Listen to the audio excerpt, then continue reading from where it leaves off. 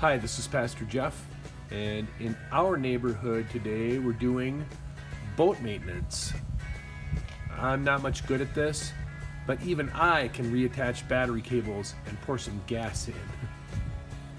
Hey, I want to send a shout out to my friend Neil Fandel for storing my 1999 Warrior boat for the winter and for buffing it up and cleaning it up before I went over and got it a couple of days. What a friend. That's the brand of kindness that I want to share with others in my life. Thank you, Neil. While I was cleaning out the boat after the winter of storage, I made an interesting discovery. Down in the bottom of one of the storage compartments of the boat, I found this little nugget, an acorn that must have fallen in there last fall while I was prepping it for winter in the barn.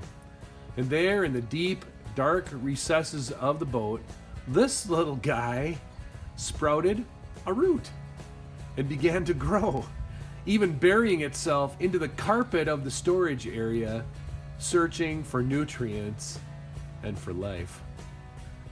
You know, sometimes faith can be like that. It blooms and grows even in the deepest, darkest times. Sunny days and happy times can build up our faith too, I suppose, but don't discount the hard times, the dark days, days like we're going through now. In the past few days, I have been at my wits' end. I have big time screen fatigue. I feel like if I sit at my computer and type for one more minute, I'm gonna go crazy. And as many as steps forward as we are taking in our church now, with our online presence and our online worship for sure, none of it takes the place for me of the warmth we find in true presence, in smiles and hugs and handshakes. I know what I have to do right now. I need to be distant from other people, but I don't like it. And I'm getting to really not like screens. But I'm also trying to grow. So I took my daughter Hannah fishing, started listening to podcasts, went hunting for turkeys, wild turkeys, made walking sticks, bought a hammock for lightweight backpacking. But let's not only build up our own selves during this time of sheltering, let's listen to the stories of others as well. Let's understand better the quest for justice from those who have been left short by the way this world operates. There are a lot of stories out there, stories of true darkness that could be told. Many images of growth and promise that are hidden now. Will we share our own? Will we listen to the stories that others can tell? In Luke chapter 18, verses 1 through 8, there's a story called The Persistent Widow.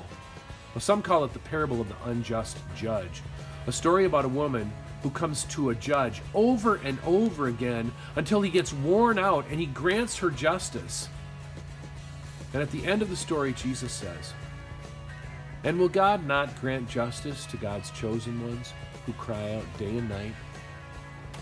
When we're done here, read Luke chapter 18, verses 1 through 8. Ask yourself, what did I notice? What makes me wonder?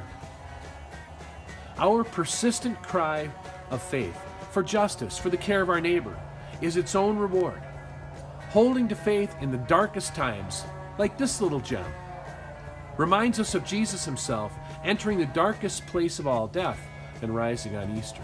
When we persist in faith, in the face of darkness, we find that God is still at work.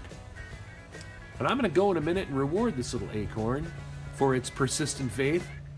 In the face of great odds, I'm going to plant it in the ground. And I hope that it will grow into a great big oak tree someday.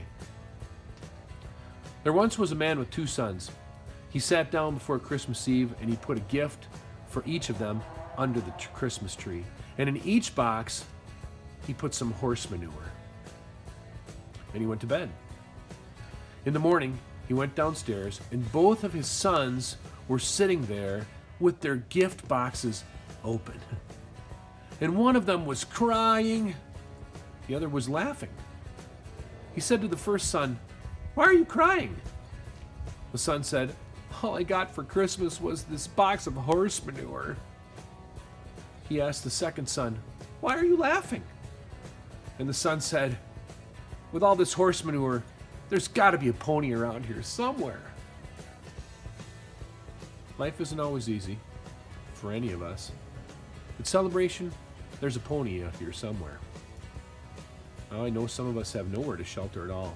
Everyone's doing their best. And Celebration is providing what we can for people in need. I want to call you today to persist in faith and watch for new roots that are growing despite the most difficult times most of us will ever see.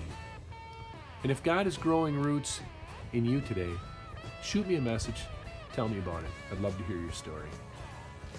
This is Pastor Jeff, signing off from my neighborhood, where we're doing a little boat maintenance today. I love you, Celebration. Stay well. Bye-bye.